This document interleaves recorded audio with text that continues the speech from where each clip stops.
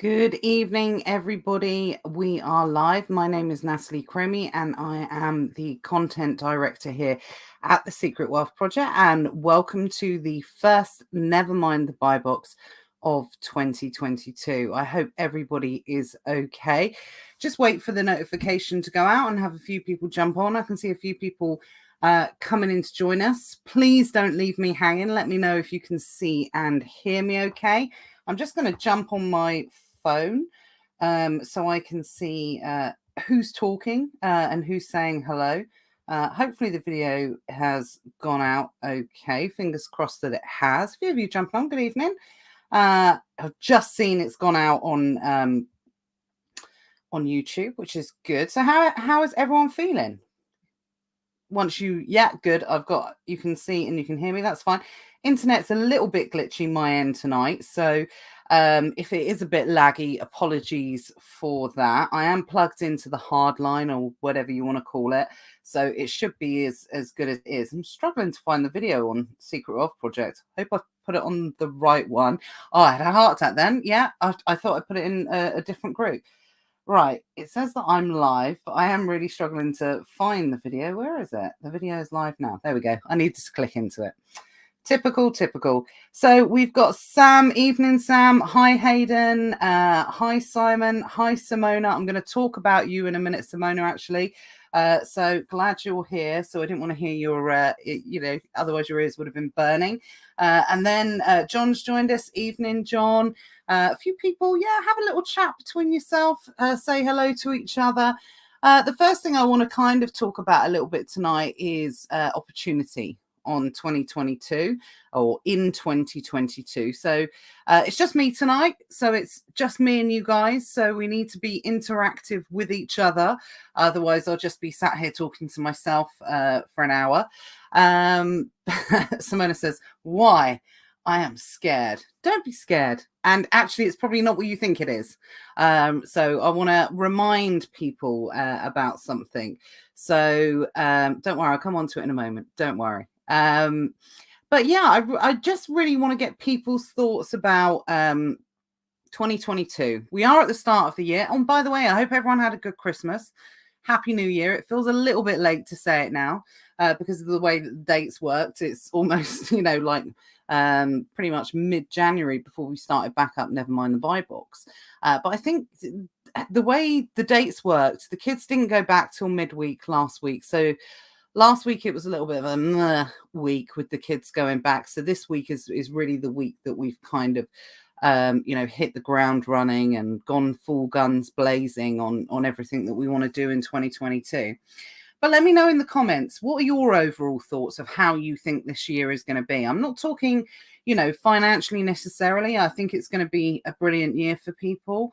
But, not necessarily talking about lockdowns or anything like that. But where you see the opportunity kind of lying this year as opposed to last year, because this time last year we were in a full-on lockdown. That seems to be it's coming to a little bit of an end. So I just want to get people's thoughts, people's kind of vibes on how they feel the year is going to go. Do they feel, do you guys feel that it's going to be a good year? Do you feel there's going to be impacts of the pandemic financially, so therefore people are going to be a bit tighter in how they're spending? Just let me know in the comments what you feel is your overall feelings for how 2020 is going to be looking at this stage. Obviously, as we go through the year, I'm sure that will change for many people, but just what are your thoughts and how do you anticipate the year going? Hi, Paul.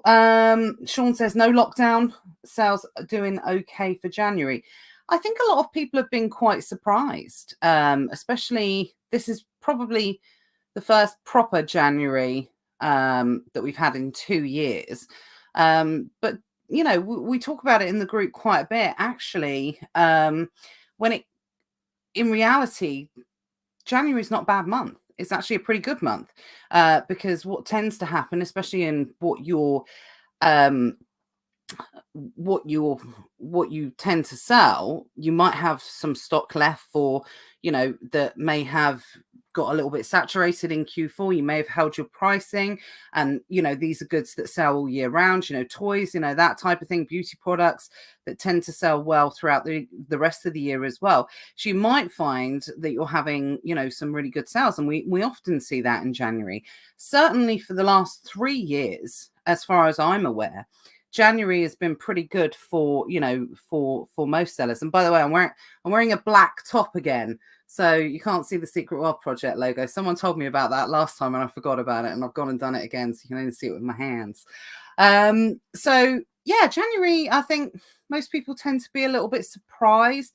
January's a very long month in terms of traditional paydays for people, though, so there's a good chance that there'll be a good start between, well, the first and pretty much up to mid-month. But after Christmas, after the reality credit card bills starting to come in, for a lot of people, the reality does start to set in. So it's possible that you may have a stronger start to the month, as opposed to, 3/4 of the way through the month towards the back end.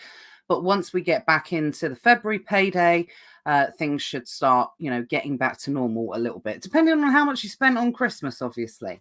But there are impacts this year that we are going to feel, no doubt, from, the ongoing saga of the pandemic, inflation, rising inflation, rising energy costs, all these different types of things. So they are things that will have an impact on selling this year, but it really does depend on what you're selling. Lorraine says hi Lorraine, hi Matty. Simona says hopefully no nasty surprises from Amazon like restock limits, etc., so we can get some steady growth. Absolutely. So again, that's something that I do want to talk about. I'm going to talk about that now, actually. That's exactly my thoughts. We got hit last year with a very unexpected curveball. I mean, with Amazon, you should always expect curveballs. Excuse me. Nothing's ever guaranteed with Amazon. But I think most people were really surprised the impact that storage limits and restock limits had on people's ability to sell midway throughout the year. Most sellers that I spoke to, especially high volume sellers, lower margin, high volume sellers, absolutely got smashed during that period of time. Some sellers I've been speaking to, looking back over the last year, some of them, it was a full quarter where they didn't make any money because they were selling stock at a loss in order to try and understand what Amazon was looking for in terms of restock limits. And in reality, it turns out that they were just playing silly beggars, and everything kind of just returned back to normal. And I remember that period in Q2 where, I'll be honest, I tend to look on the positive. I tend to look on the bright side of life.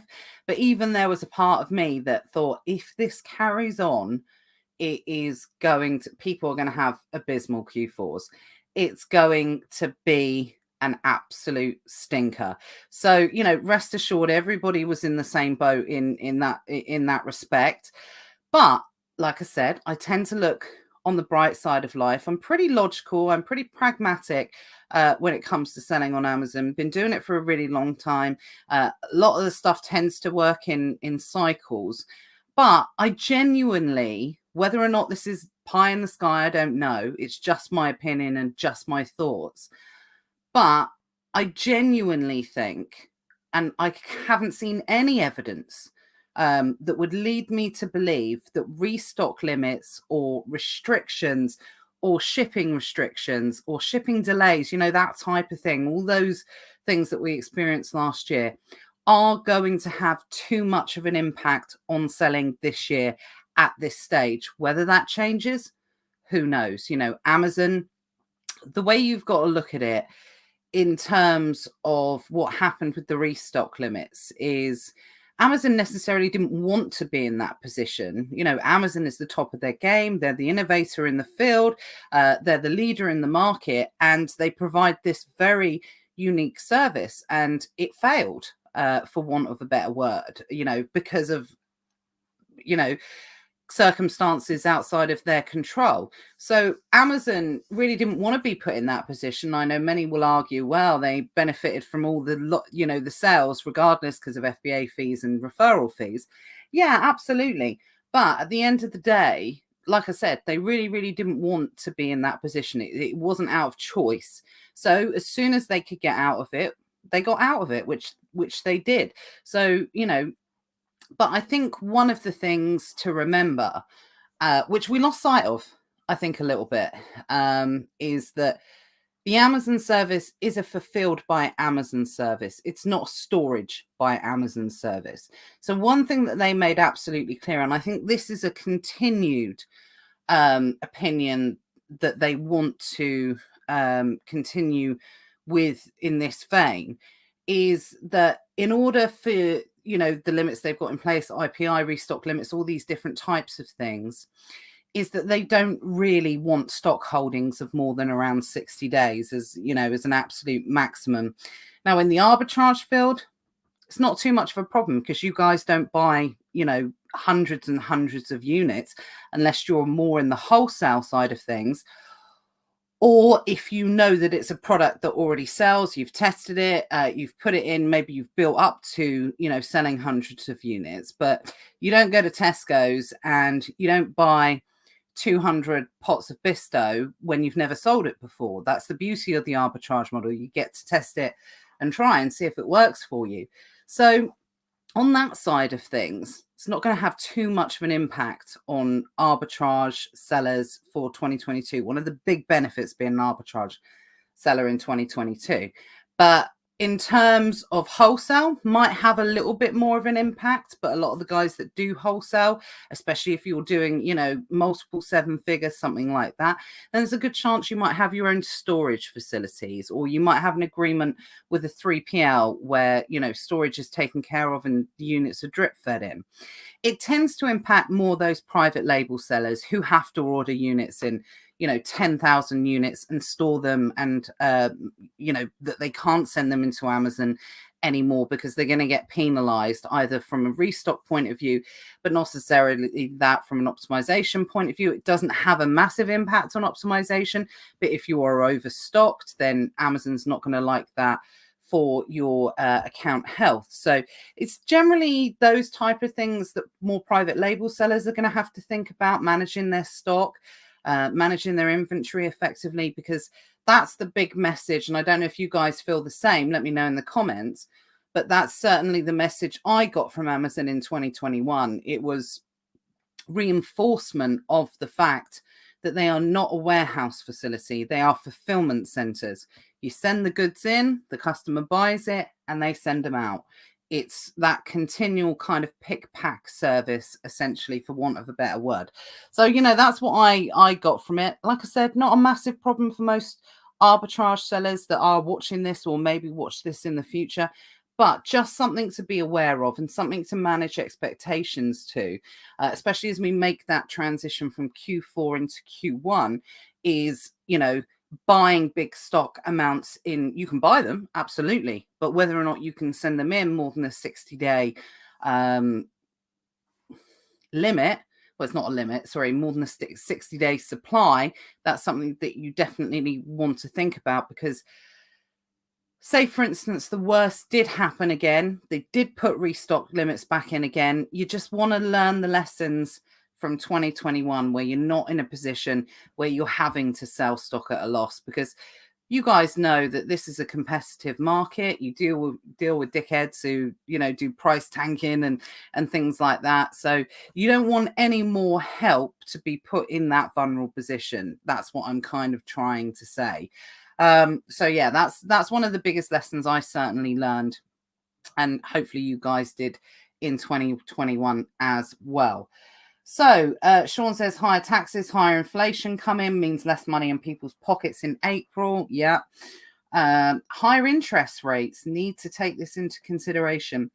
Yeah, I think the Bank of England for the first time ever have been really transparent about the interest rates and what they, hi Paulina, and what they intend to do with them this year. I think that there's definitely going to be increases, providing nothing else changes on the pandemic front. I think I don't know, I remember reading somewhere that it was going to be possibly 3 increases in 2022. I forget what year we're in. But I don't know if that's taken into account the one that was unexpected in December, because that's something in the Bank of England's history that they've never done, is raising interest rates just before Christmas. Oh, by the way, if you've got a mortgage, guys, have you received your interest rate increases through yet? Within about an hour, I got a text through on the phone saying that the bank was putting it up, but they haven't notified us yet. So, which was interesting because they didn't put it down last time, which was really, really annoying. But like I said, it'd be good to hear if any of you have actually experienced that, because obviously banks sometimes pass it on, sometimes they don't. I think increases, they tend to put it on for sure. Hi, Stephen. Evening. So yeah, that is definitely something to take into account. There is going to be increases across the board. People's pockets are going to be hit this year. There's no doubt about it. But it really does come down to what you are selling. If you're selling everyday goods, then that type of market doesn't really tend to be affected.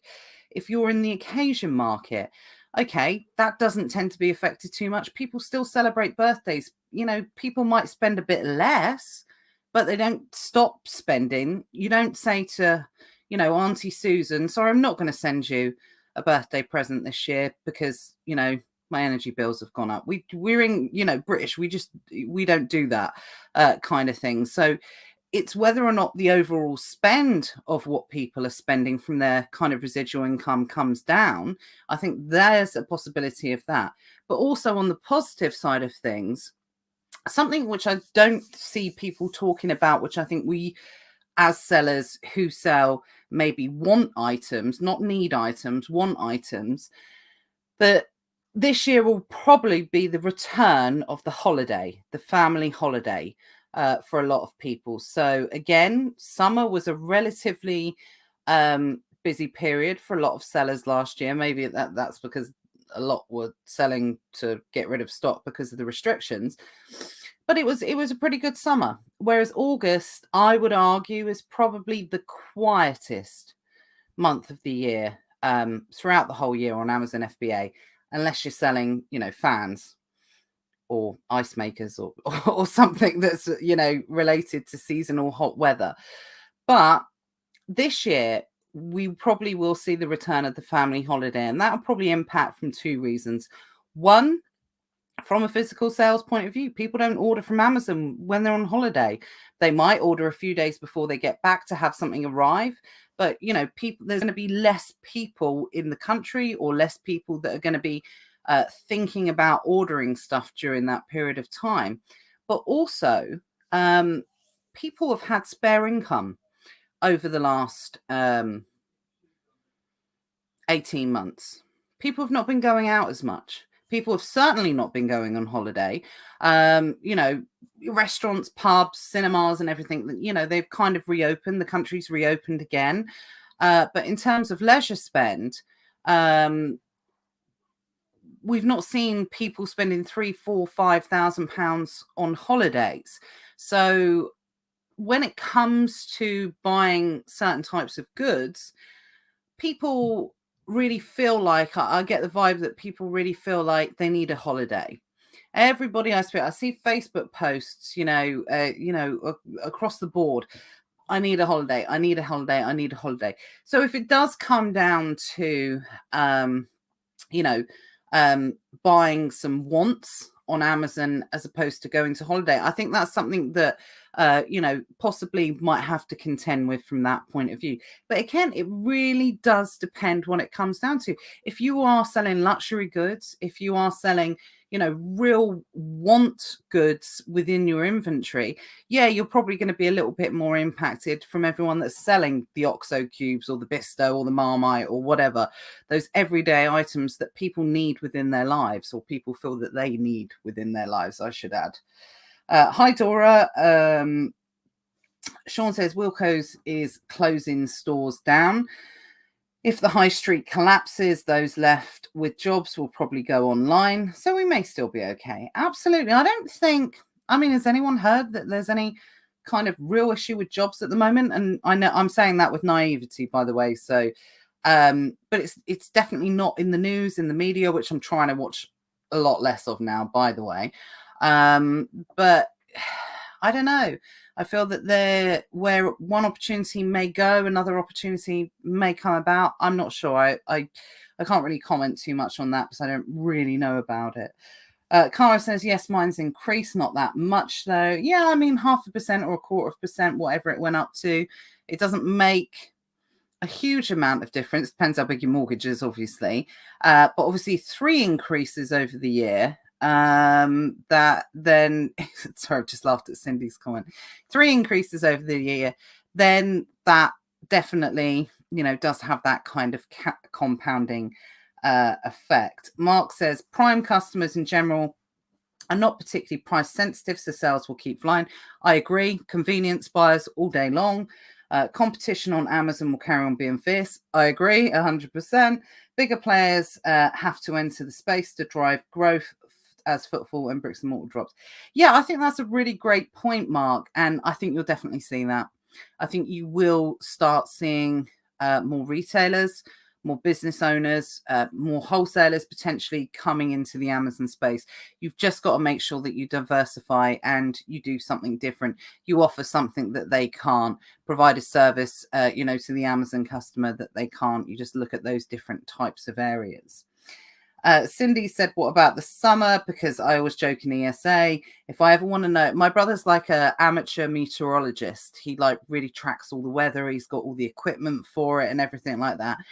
But he shouldn't bother because he literally always gets it wrong. So if I ever want to know what the weather's like in the summer, and these guys, they track it like months and months in advance. So I could say to him, what's it going to be like what's it going to be like what's the summer going to be like this year? And he'll be like, yeah, it's going to be a really good summer. But anyways, cut a long story short, whatever I ask him, at what point I ask him, he's always wrong.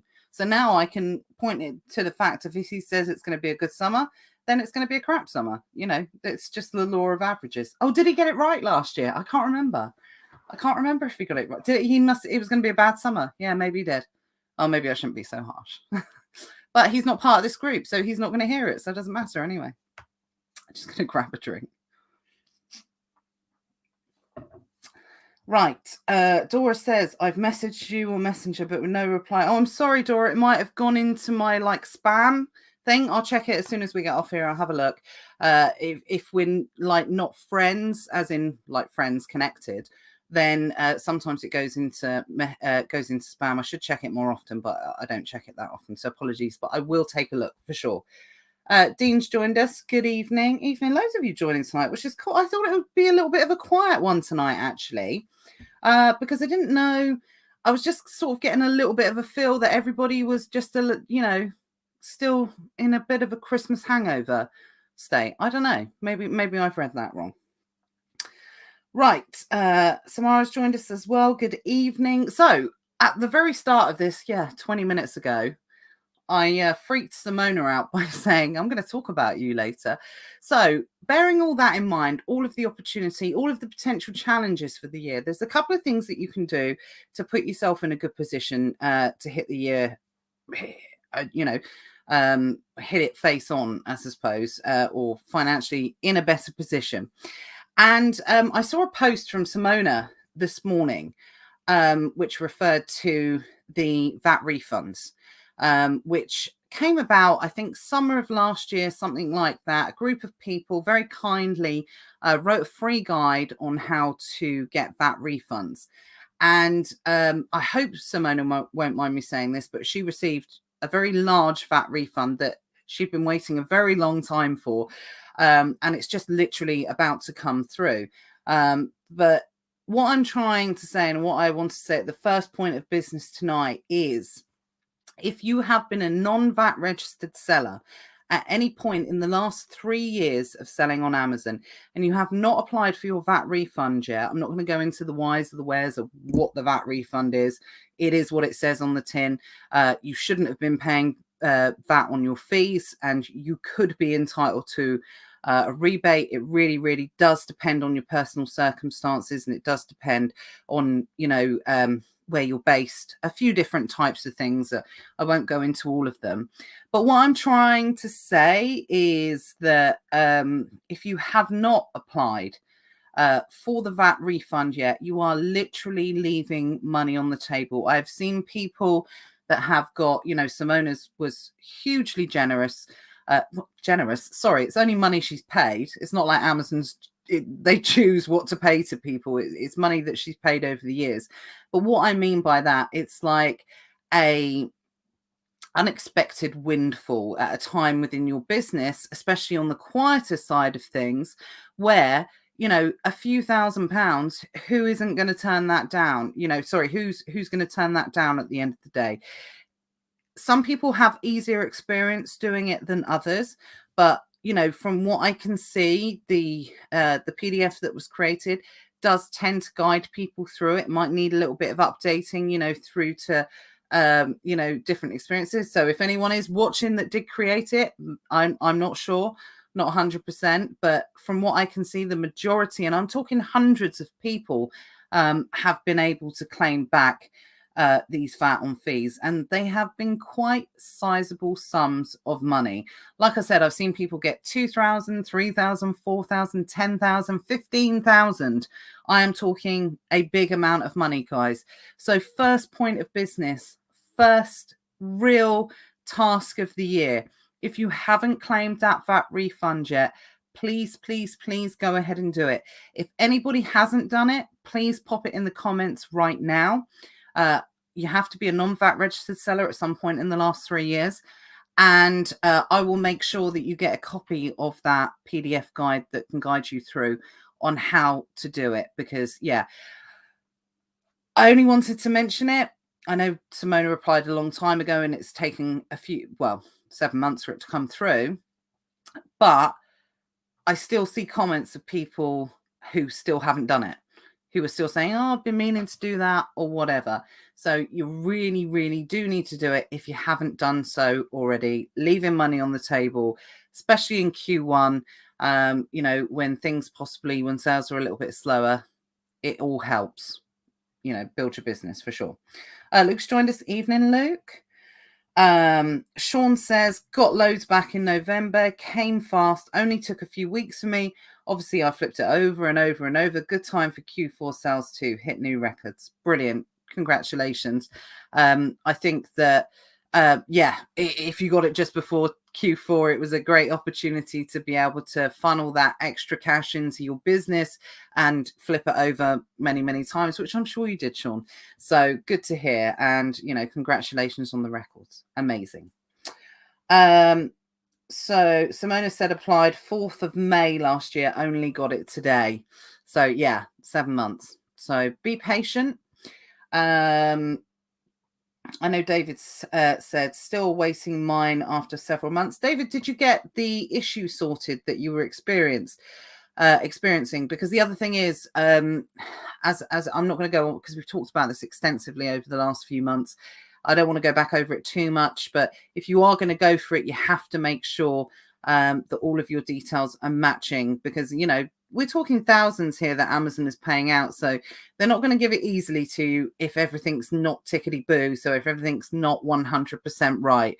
So follow the guide, make sure all your details are matching.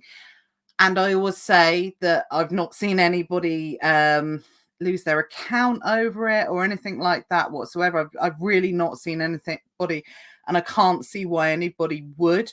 But what I will say, get your house in order before you apply, because Amazon do look into your account. So if there's anything that's not quite right or something like that, just make sure that all the information is correct and as it should be. And as Forrest Gump says, that's what I'm going to say. That's all I'm going to say about that. Let's have a quick look. Dean says, started off non-VAT, then had to register within my first year because you passed the details. Absolutely. Dean, can't believe you haven't done it. Simon said, I tried, but I changed my legal entity. I changed my business address and I was told I couldn't apply. Is this true? No, you just need to change address as far as I'm aware. I think David, who was watching earlier, went through something similar. So, David, I don't know if you've got any tips on. I seem to remember that's what you went through. I'm not 100% sure, but if you do have any tips, then if you could please let Simon know. But either way, Simon, just post something in the group. Yeah, there we go. So Hayden says, change all addresses to the same. Yeah, so it's what they're saying is correct. You can't do it now. But if you change the details, then you should be able to apply. So it's definitely worth doing 100%. Yeah, I'll send the information through to anyone that's asked. Yeah, oh, that's kind of you, Hayden. So Simon says, message him. He's happy to help. You're going to get a barrage of people. Yeah, David said, had to change the address. We'll change it back once refunded. Perfect. Hayden said, excited. I applied 3 months ago. Just getting weekly updates, but nothing yet. Lindsay, still haven't done it. Lindsay, you need to do it. You need to do it. I'm not, if this is something, I mean, we'll always talk about this because it's such a substantial amount of money for a lot of people. I mean, even if it's, £1,000, it's £1,000 that you weren't expecting. So I really don't think there's any excuse not to do it. Ian says, been meaning to do this for months. Can anyone link me the PDF? I'll do it afterwards. I'll make sure, unless some kind person wants to do it now and put it in the comments. I don't know if you can put a PDF in the comments actually, but either way, I'll go back through the comments afterwards, and everyone that's commented, I'll make sure that you get a copy of the PDF. Or you could just search Philip Dyke, VAT refund in the Secret Wealth Project group, and you should see the post that it relates to and the PDF. Philip was kind enough to share it from another group. So if you, let's see if someone technical can figure out how to do it, but if not, just search Philip Dyke VAT refund in the Secret Wealth Project, and you should be able to find the post and the PDF. But I'll double check and make sure everyone's got it anyway. Okay, so quickly moving on, talking about Q1 then. I'm pleased everyone that's managed to do it, and no excuse for anyone that hasn't. So don't let me find out. I don't want to mention this again in 2 months' time and the same people say, I still haven't done it. Do it. You're leaving money on the table for sure. Right, Q1. What's everyone's thoughts on Q1 for this year? What do you think it's going to bring? Whilst I just wait for that to come in, just a quick kind of thing. It's probably settled down a little bit now anyway, but I don't wanted to talk kind of briefly about the transition from Q4 into Q1. Most of you would have experienced it by now. In any case, most of you probably would have adjusted the way that you're ordering to reflect that. Hopefully no one's ordering any advent calendars or anything like that at the moment. So yeah, it's one of those things that, like I said, January is generally pretty good, to be perfectly honest. And depending on the areas that you're selling in, it can be pretty good, and it can continue to stay good because of the different types of occasions that fall within quarter one. So most arbitrage sellers now tend to sell across a wider variety of categories and niches on Amazon. Certainly when we first started selling, sort of 6 years ago plus, and if there's anyone old school or OG in the house that was around at the same time, I'm sure that they will back me up on this, that most people tended to stay within really micro niche areas. For the first 2 years on Amazon, I've spoken about this previously, we just sold in toys, and I sold a very specific area on toys on Amazon. And, that was a really profitable area to be in. So, but people now have, spread their, the variety of the type of products that they sell. So there's a good chance that most sellers will cover this niche in some sort of way, whether you're in grocery, whether you're in health and beauty, whether you're in toys, all these different kind of areas. So we have some really big occasions. A lot of people think about occasions in in quarter four, and they think, well, that's it. There's nothing else for the rest of the year. Well, it's not true. Some of the best occasions actually follow Q4 in Q1. Thanks, Cindy. Thanks, Hayden. Thanks, David. Whoever shared those documents, really, really appreciate that. So yeah, we follow Christmas. We have a little bit of a dry spell, obviously, with January, but it depends on what you're selling, obviously. But once we go into those occasions, we tend to have Valentine's Day. I would say Valentine's Day is very similar to Halloween. It's one of the shortest build-ups and fastest wind downs in terms of the occasions throughout the year. So what I mean by that is Valentine's Day is not a majorly hyped up occasion or a holiday or whatever you want to call it. It's not a holiday, it's an occasion. So people tend to not buy Valentine's Day gifts in December or November. They're not thinking about it at that time.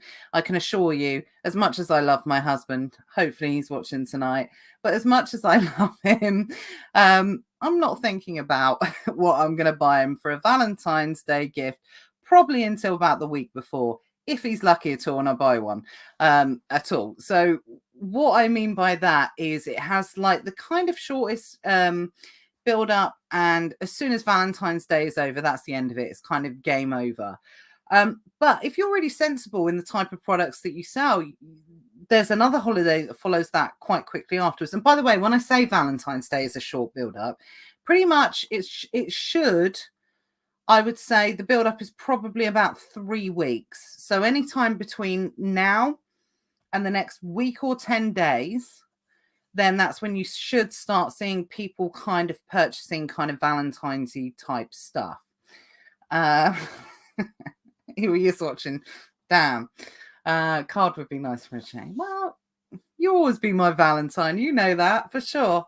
But, I can't believe I publicly said that. Sorry, guys. So yeah, the build up probably be about 3 weeks beforehand. And then as with anything on Amazon, the closer it gets, the more it intensifies. But as soon as we hit kind of February the 14th, sales will fall off a cliff, anything related to specifically Valentine's Day at that point. So what I will say, but if you are someone that's selling sort of chocolates, that type of thing for Valentine's Day, providing they don't say, be my Valentine, or I love you, Valentine, or that type of thing, don't worry too much, because the holiday that kind of precedes that one is Mother's Day. And a lot of products do lend well from Valentine's Day to Mother's Day. People saying it's cute. Valentine's Day to Mother's Day. And you can actually recycle a lot of the gifts that go through there. Some of the guys in Elite Sellers will 100% know, for the type of selling that we do in there, it's a fantastic opportunity to be able to continue through from pretty much what will start in about a week's time, 10 days time, right up until potentially the end of the first quarter, and then dipping into the start of the second quarter. There's a few other little holidays, I think St. Patrick's Day falls around there as well. Probably not going to impact you guys too much on the arbitrage side of things, depending on what you sell, obviously, but definitely a holiday that can, be taken advantage of, if you're selling those type of products. But the big one that we talk about, probably second only to Christmas, is Easter. Now, because of the dates, it doesn't fall within Q1 this year. It does fall within Q2 because it's a later Easter. But Easter has a big build-up. As soon as those eggs start appearing, I guarantee they start selling. I have a little joke about it. I always talk about it. People that buy Easter eggs are not buying them from Easter. If they're buying them now, they're buying them to eat them now, because said this in Elite Sellers last week. It is a fact that chocolate shaped in an egg tastes better than it does with normal chocolate. So therefore, people love eating Easter eggs. So Easter eggs is definitely something that you can start. Yeah, I've seen a few already. I've seen some cool ones as well this year already as well. And again, but word of caution, guys. I know a few of you got burned on advent calendars this year. So it is something that you do want to take into account. But again, what I will say is Easter eggs, believe it or not, are less seasonal than advent calendars. Easter eggs will continue to sell longer than advent calendars will. So even if you did get burned on the advent calendar side of things, I really would encourage you, to, have a look at the kind of Easter egg confectionery, grocery, chocolate market around that time, because I've yet to prove it. I might do it this year. I might take it on as a challenge this year, but I genuinely think that there are days in the build up to Easter that are as busy, or if not busier, than some of the build-ups for seasonal items that you see in Christmas. And the reason being for that is because it's a targeted niche. So if you think about it from a Christmas point of view, people are looking for a wider variety of goods. Whereas at Easter, there's a smaller selection of goods. So therefore, it's more intensified the demand specifically on a type of product related to at Easter than there is at Christmas. Whereas if I'm going to buy a Christmas present for someone, I could be buying for my auntie. They could be over 60. They might not like certain things, whatever. Whereas if I'm buying an Easter egg, then, yeah, you get milk ones, you get dark chocolate, you get different brands and whatever. But if I'm buying an Easter gift for someone, it's generally going to be an egg or something like that related to the niche of Easter. So that's why we see some really intensified sales and demand during that period of time. And again, this year, people get lazier each year as it goes by. So having that opportunity to be able to provide that to an Amazon customer, you tend to see some pretty good returns around that period of time. But it's way too early to be talking too much in detail about Easter. I just wanted to make you guys aware of it, start looking out for it, and don't underestimate the ability at how quickly the Easter season starts. I'm yet to actually have a look personally myself. Maybe I should have done that tonight before having a look. I wouldn't say that sales are crazy at the moment, but obviously the closer we get towards Easter, then definitely the more we will start seeing it. So that's something just to be aware of. So where we see demand dip massively after Q4, there's lots of good things, occasions to be able to plan for. Actually, shout out to Cindy. So if you're not in Cindy's group, Mrs. Prime, she actually has a really cool downloadable paid PDF, and I think there's some extra bits to it as well, which actually covers all the seasonal seasonal occasions during the year, things like that. So, Cindy's commenting on here tonight. So if that's something that you're interested in getting in, please feel free to hit her up, because I'm sure she will be able to provide that. And it's just a good guide to be able to have for the rest of the year, because, we start thinking about that. So there we go. Someone says, Hayden said, ordered mine today. Simona said, sold Easter eggs in September last year. Absolutely. They sold. You just got to look at the charts. Just look at the BuyBot Pro charts, guys. It literally, it blows my mind, some of the things that people buy at certain points. They buy them during the year. I mean, I know I talk about people buying them this. I mean, I don't know if I could really bring myself to buy an Easter egg to eat it before about March, but never say never. Depends how much life's getting you down and how much an Easter egg is going to cheer you up, I suppose. Okay, so when would be the best time? I knew I was going to open the Easter egg Pandora box and people would start asking about eggs. Sonari says, when is the best time to start sending Easter products to FBA? Have a look at the charts, guys. There you will see a clear differentiation. I actually think I did quite a good video, which will still be relevant this year. I want to say I made it last year, but last year has kind of disappeared into 2019 and 2020. But I'm pretty sure it will still be relevant. It's on Secret Wealth Project. It's talking about Easter eggs specifically. I would say if Easter falls earlier, if it falls within March, third week of March around Mother's Day, that's when Easter Sunday tends to fall. If it's earlier in the year, then probably back end of January, start of February, be a good time to send in. It's a little bit later this year. I would say that you need to, if you're buying wholesale, you definitely need to start securing those wholesale goods around now, because they will sell out. There's no doubt about that. But probably for this year, I would say you probably want to get Valentine's out of the way first of all. So I reckon we're probably a good 3 or 4 weeks away from being able to send in and see some really good returns during that period of time for when those Easter goods start to sell. But keep an eye on things. We always update and start talking about eggs between now and Easter. But don't, Easter's a really big dominating occasion in Amazon, but don't forget about the others. Cindy says, we're sorting my Valen Mothers bundles today. Cindy, where do you come up with this stuff? Honestly, you just come up with the best names.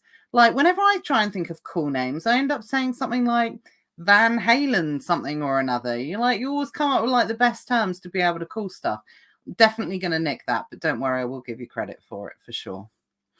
So yeah, that's what we can kind of expect from Q1. Hopefully no nasty surprises in terms of restrictions, only good things in terms of starting to build back up again towards those nice kind of occasional dates throughout the first quarter in the year.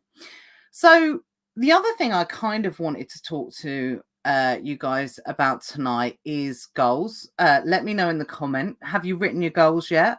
If you're a member of ESA, I hope you have, because it was an assignment that was made for you to be able to do it. I know some people are into goals. This isn't a goal session. I'm not going to go into goals, but it's just good to hear if you've kind of written them and whether you've put it out there. Some of the things that you guys want to achieve this year, are they sales focused? Is it moving into new markets? Is it moving into different platforms? Whatever way you want to look at it, it'd be good to hear where you guys are. Some people write their goals in December. Some people I never write mine until first week minimum of January. I like the Christmas period to sit down, reflect, and look back over the last year, see what's happened, what's gone well, what hasn't. David says, yes, goals are a great way to grow the business. They are. Essentially, they're a plan. They're a roadmap to how you want your year to go. So a really great opportunity to put some good strategic planning in place. And I know sometimes people think about writing goals as maybe a bit woo-woo or maybe a bit guru-ish or something like that. But in reality, if you look at it from a really pragmatic point of view, it is exactly what David has said. They're a great way to grow your business. They're a great way to be able to put a plan in place.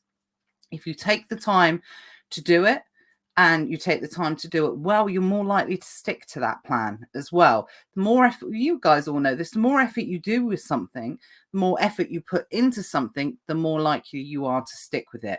I mean, there's lots more psychology and everything like that, and results that is related to writing goals and sheer proven experience of writing goals. So if you haven't taken the opportunity to do that yet, please do it now, because whilst goals don't have to be written in the first week of January or towards the end of a calendar year, or they can be written at any point, they should always be continually reviewed as well throughout the year. I do think it's worth taking an hour to sit down and really think about what you want to achieve this year, vocalizing it or verbalizing it and putting it down on paper and forming out that plan. Because like I said, a year's a really long time. Now we're sat here in January and thinking back over the last year, it doesn't feel like a long time, but a lot can change, a lot can happen in a year. So I think it's a really great opportunity to be able to verbalize your thoughts, your wants, your desires, your whys, all of these different type of things onto paper, onto Google Drive, whatever way you want to do it, and see what you can really give yourself the challenge to achieve this year, and building a plan around those challenges that you want to achieve this year. So if you haven't done it already, please take the time to do it. It's something that can be updated. So even if, I write my goals in quite in-depth detail, it's better to do it than not do it at all. So don't get caught up on, should I write this or shouldn't I write that? Should I write it in the first tense or should I write it in past tense? All these different types of things. It's more important to do it than not do it at all. And then you can come back and revisit it at a later stage if you need to. One of my mottos that I'm going to live this year by, without a doubt, is to get 80% done as quickly as possible. You can always come back and perfect later. It's more important to take action and get it done than do nothing at all. That's the way I see it, certainly. And that's going to be my mantra for this year, for sure. Dean says, wrote mine during the Christmas holidays and have made them far more realistic this year with the help from ESA. Wink, wink. Thank you very much, Dean. Good to know. Good to know, for sure. So I wanted to run through a few of my goals this year. Again, I'm not going to go into massive detail. It's just going to be overall. So they're not going to be the way that I've written them down or anything, but it's just to give people an idea of, the type of goals that you might want to do. There's different types of goals, health goals, wealth goals, emotional goals, social goals, all of these different types of areas, different types of life. Top tip, guys, actually, if you are writing your goals, don't make them all financial. Don't make them all about money, because, we do live in a world where everything kind of compounds onto each other. So, if you're not healthy, if you're not, feeling good within yourself, that's going to have an impact on your productivity, and it continues to go round and round and round that. So it's good to have a nice balance within your goals of different things that you want to achieve throughout the year. Health goals is massive for me this year. Didn't do it last year. Was a goal, massive fail. Spoke about this in ESA. It's definitely something that I have to do this year. Have to get, my productivity is all reliant on that. And one of my goals is about, I'll start with this goal actually. One of my goals this year, very strong goal, is for me to provide as much content as I can to people in the Amazon space. Now, whether that's through Nevermind the Buy Box, through Elite Sellers Academy, through other different, vehicles, platforms, whatever, it is to be able to provide as much value as I can to people to help people build their businesses. It's something that I've been doing for a couple of years now. I really enjoy. It's a big why for me, for, a number of different reasons. But, today in itself, and again, I always feel like I spoke about it in ESA, spoke about this, but it's so true. In ESA today, I mentioned that 3 separate people had messaged me today with great things that they've achieved already in January. And some are bigger than others, and, some have big wins, some have, progressive wins, these different types of things. But 3 separate people, not connected to each other or anything like that, but have had good wins already so far in January off of the back of some of the content that I've provided. And, that's a really great feeling to be able to do that. And I know I'm going to have, a good percentage of people that are going to do phenomenally well this year. So I want to be able to continue to support people, because I am a massive believer in what goes around comes around, and to be able to provide people that level of content to help them grow their businesses, support them in their businesses. That's one of my top goals for this year. So that's my kind of commitment to you guys, really, to be able to support you and do as much as I possibly can to help facilitate your dreams that you want to achieve, or facilitate the goals that you want to achieve this year. So any questions, please feel free to tag me in the group. I shouldn't really say this, but, if it's anything private, please send me messages. Feel free to send me a private message or something like that if it tends to be on the more private side of things. I do try my best to get through everybody. and to respond as quickly as possible. But sometimes, especially if it's over the weekend, with the kids, just bear with me. If you haven't heard anything after sort of 24 hours, please feel free to give me a nudge. I'm always happy to help where I can. And I'll always be honest. If I don't know the answer to the question, then I'll either try and find it out, but I will let you know. Like I said, feel free to hit me up if you need it, because that's a big commitment from me this year and a big goal that I want to achieve. Second goal for me, I'm going to talk about 3 tonight, and 2 are very close. Now, something, again, I talk about in ESA is all about branding quite a lot. And branding, I think, building a brand and exploring that avenue and selling through a brand, I believe will be massive in 2022 for the people that do it. So I've got 2 goals related to that this year. One thing that I've never done in any of the products that we've sold is I have never sold products within a preconceived brand. They've always been to go into a brand, but quite a generic kind of brand. Whereas this year, I want to launch a brand that has it's a brand with a plan. That's the way that I kind of call it, or that's what I refer it to.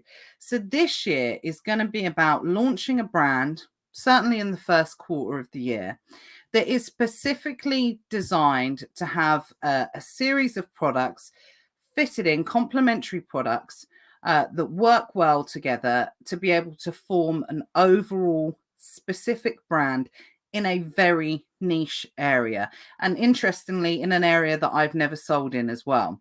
So it's quite in the, I would say it's in the interests market is the area of brand that I'm looking to build for this year.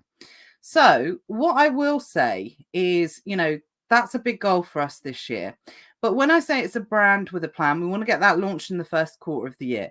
But the other part of it as well is the reason I want to build this brand is because one of the hot things that came out of 2021 was Amazon aggregators. I was going to say Amazon aggravators, Amazon aggregators. So these are the big boys that like to buy brands off of people. And whatever way you look at it, one of the disadvantages of arbitrage or reselling other people's products is you don't really get a huge amount of opportunity to be able to sell the business at a later stage. So the brand that I'm going to start this year will have an end goal of being sold. Whether it does get sold, I don't know. I can't predict the future or something like that. Whether it will grow to be a 7-figure brand, I don't know. Can't predict the future. We'll give it our best shot, obviously, and it's going to take some time. It might take 2 years to be able to do it. But the end goal is to be able to eventually sell this brand for a cash out. And that's something I've never done before. So I'm really looking forward. That's a real big challenge.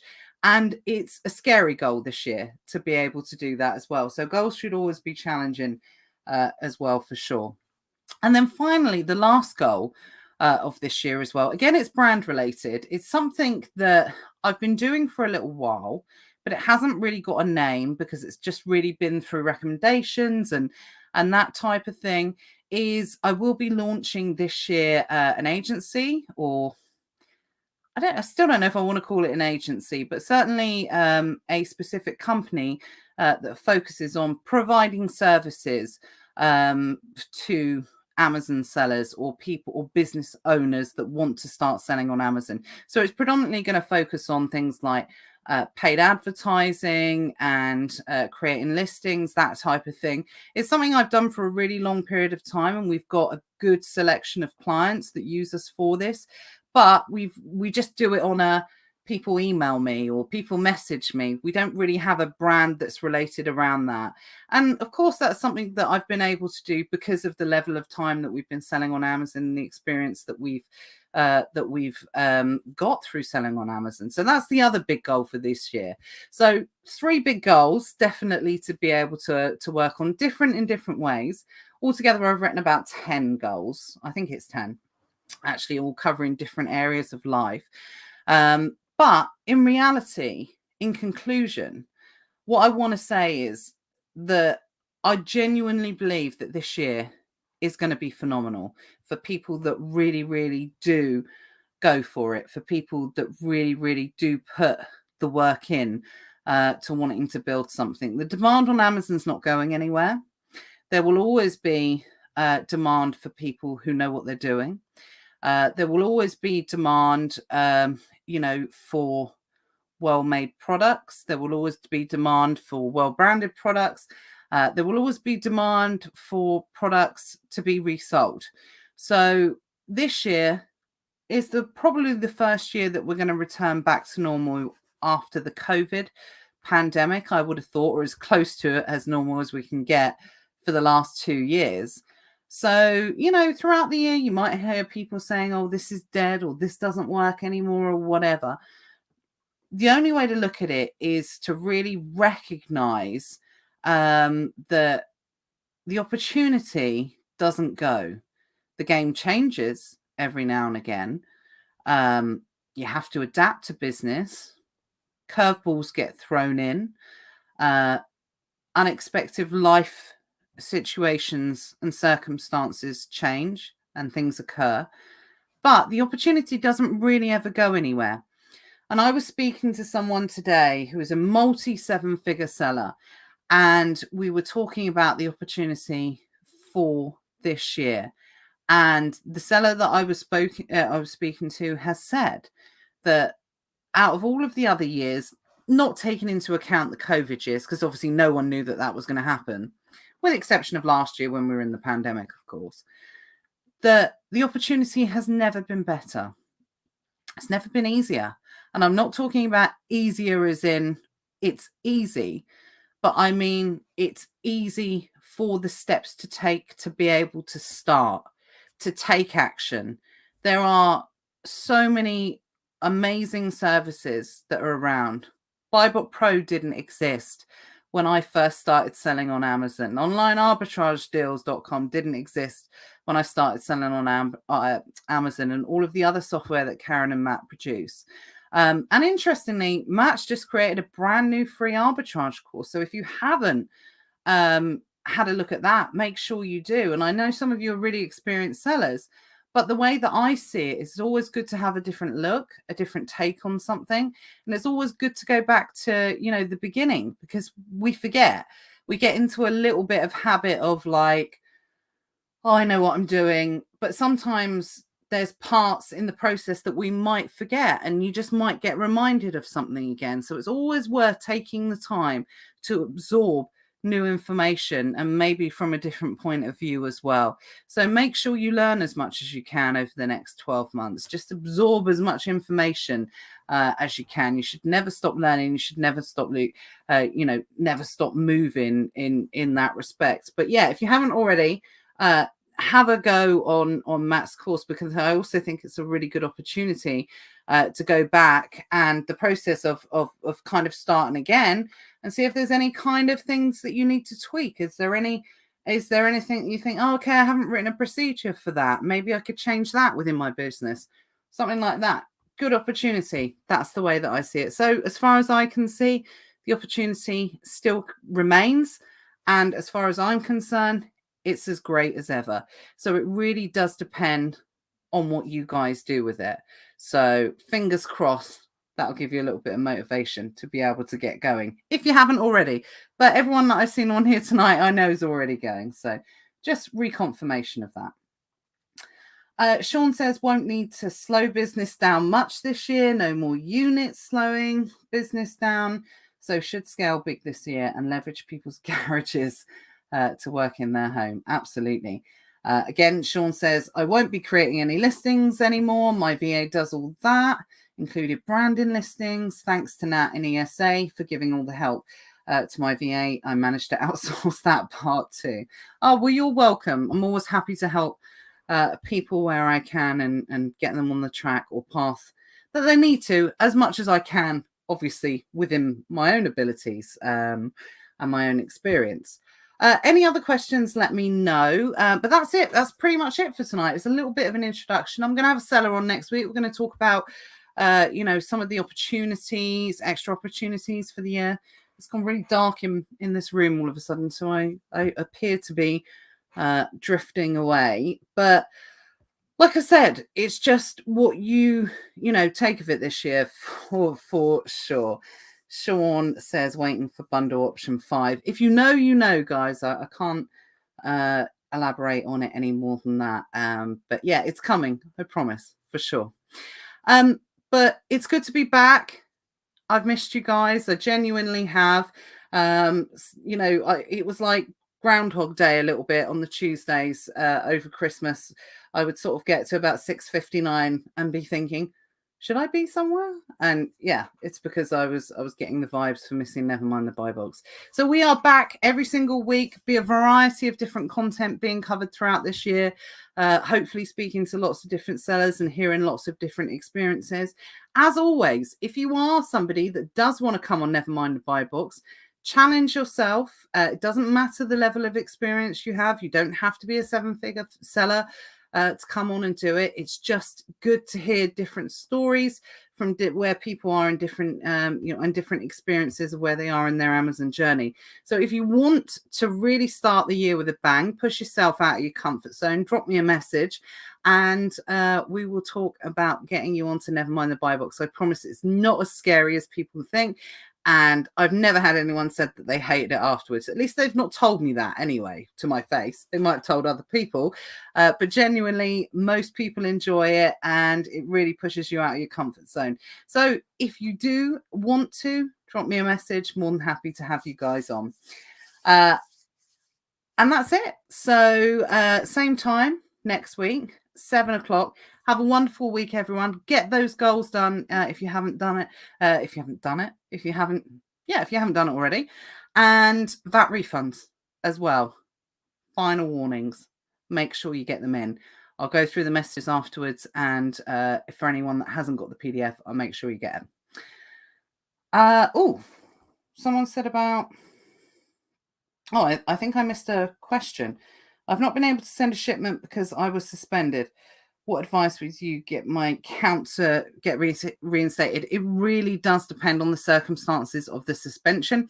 I would drop the guys at one of the services that Karen Hudson runs is Get Unsuspended, but they do offer free advice. If you've got BuyBot Pro and you have got suspension safeguard, drop the team at info@buybotpro.com and they will be able to help you out. If you don't have that, and you're just looking for some general advice, I want to say the email address is help@getunsuspended.com. I want to say it's help@ or info@. I'm pretty sure it's help@. If anyone's got it, pop it in the comments, but that's the best thing to do. I can't answer any further because it really does depend on the circumstances of the suspension. But like I said, post it in the Secret Wealth Project Facebook group and we'll make sure that you get the information that you need in order to help get unsuspended. I'm hoping it's just sort of like a verification issue, hopefully, or maybe if you're saying shipping, maybe it's like an MF thing or something like that. But yeah, we'll be able to help you out. Sean says, nearly a year ago today, I had to do a plan of action. Karen rescued me, all because of a mug. Yeah, absolutely. That damn unicorn mug, for sure. Right. Have a great week, guys. I'll see you next week. Same time, 7 o'clock. I'll speak to you soon. Take care, everyone. Bye.